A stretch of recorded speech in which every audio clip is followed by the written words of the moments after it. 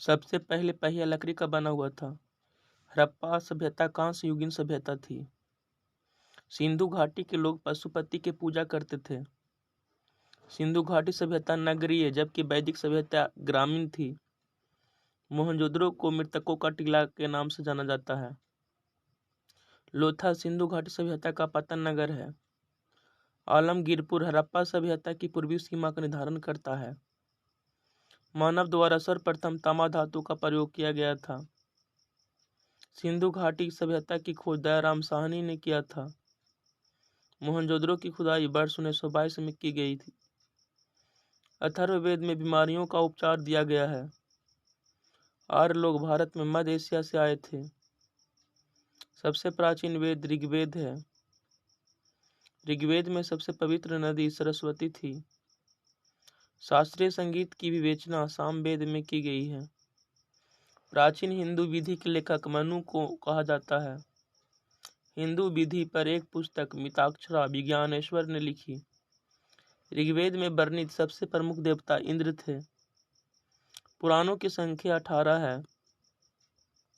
गायत्री मंत्र का उल्लेख ऋग्वेद के 3 मंडल में है। ऋग्वेद में 1028 सूक्त हैं।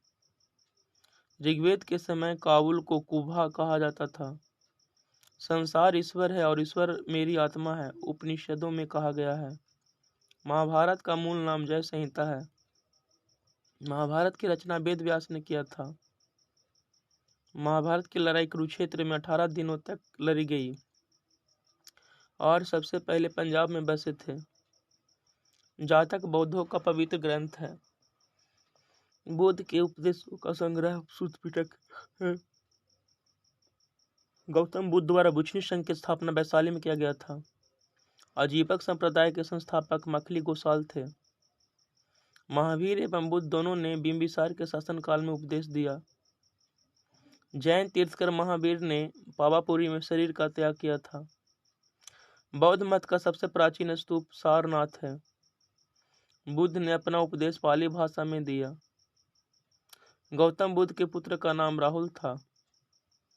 बुद्ध के सारथी का नाम चन्ना था। पंचमार्क सिक्का मौर्य काल में चलता था। शिशुनाग ने अपनी राजधानी वैशाली बनाई थी। सिकंदर की मृत्यु बेबीलोन में 323 ईसा पूर्व में हुई थी। अंग महाजनपद की राजधानी चंपा थी। अजात शत्रु को कुनिक कहा जाता है। मेगान स्थित चित्रगुप्त मौर्य के दरबार में था। अशोक के शिलालेख को सर्वप्रथम जेम्स प्रिंसेप ने 1837 में पढ़ा था। मौर्य साम्राज्य में प्रचलित मुद्रा का नाम पन था। ज्यामिति का जनक इक्विल्ड को कहा जाता है। शुंग वंश का अंतिम शासक देवभूति था और वेद का जनक चरक को कहा जाता है।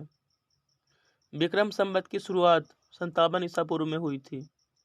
शक संवत की शुरुआत 78 ईस्वी में हुई थी। भारतीयों के लिए महान सिल्क मार्ग शुरू कनिष्क ने किया था। कनिष्क को अशोक द्वितीय के नाम से जाना जाता है। गुप्त साम्राज्य का वास्तविक संस्थापक चंद्रगुप्त को माना जाता है। गुप्त वंश का संस्थापक श्रीगुप्त था। भारत का नेपोलियन समुद्रगुप्त को कहा जाता है। कुतुब मीनार के पास स्थित लौह स्तंभ चंद्रगुप्त द्वितीय ने बनवाया था। गुप्त शासकों द्वारा जारी की गई चांदी के सिक्कों को रूपक कहते थे। चीनी यात्री फाहियान चंद्रगुप्त विक्रमादित्य के समय भारत आया था। हुनों का आक्रमण स्कंदगुप्त के समय हुआ था। कालिदास गुप्त काल के कवि थे। हेनसांग हर्षवर्धन के शासनकाल में भारत आया था। हर्षचरित की रचना वानभट्ट ने की थी। प्रियदर्शिका रत्नावली तथा नागानंदा हर्षवर्धन की पुस्तक है। पाल वंश का संस्थापक गोपाल था। तमिल रामायण कंबन ने लिखी थी। चोल वंश का अंतिम शासक राजादित्य था। पल्लव की राजधानी कांचीपुरम थी। पुलकेशिन द्वितीय नरसिंह वर्मन द्वारा पराजित हुआ था। पुलकेशिन द्वितीय ने हर्षवर्धन को हराया था। काकतीय वंश आंध्र प्रदेश के शासक थे। बुद्ध चरित्र के लेखक अश्वघोष हैं। मेघदूत की रचना कालिदास ने की थी। नालंदा विश्वविद्यालय की स्थापना कुमार गुप्त ने की थी। पृथ्वी चौहान के सभा कवि चंद्रवरदई थे। राष्ट्रकूट राजवंश का संस्थापक दंतीदुर्ग था। यादवों की राजधानी देवगिरी थी। हरिसेन समुद्रगुप्त के राजकवि थे। इलाहाबाद प्रशस्ति हरिसेन ने लिखी है। तंजौर के राजेश्वर मंदिर को चोलों ने बनवाया था। पंचतंत्र के लेखक विष्णु शर्मा थे। पल्लव वंश की स्थापना सिंह विष्णु ने की थी। गीत गोविंद के रचयिता जयदेव थे। सांख्य दर्शन के संस्थापक कपिल थे। भीमबेटका गुफाएं मध्य प्रदेश में स्थित है।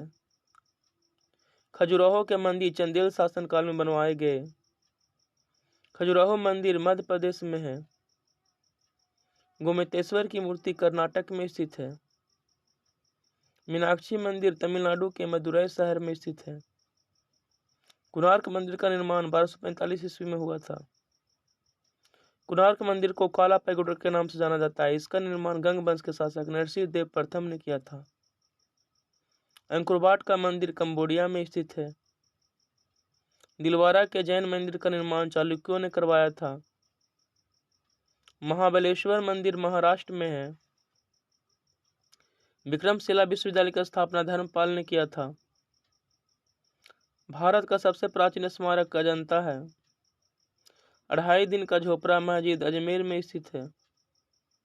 मोहम्मद बिन तुगलक ने अपनी राजधानी दिल्ली से दौलताबाद की थी। हवा महल का निर्माण महाराजा सवाई प्रताप सिंह ने किया था। पहला मुस्लिम आक्रमणकारी 712 ईस्वी में भारत आया था। उसका नाम मोहम्मद बिन कासिम था। मोहम्मद गजनबी के आक्रमण का सामना करने वाला भारतीय शासक राजा जयपाल थे।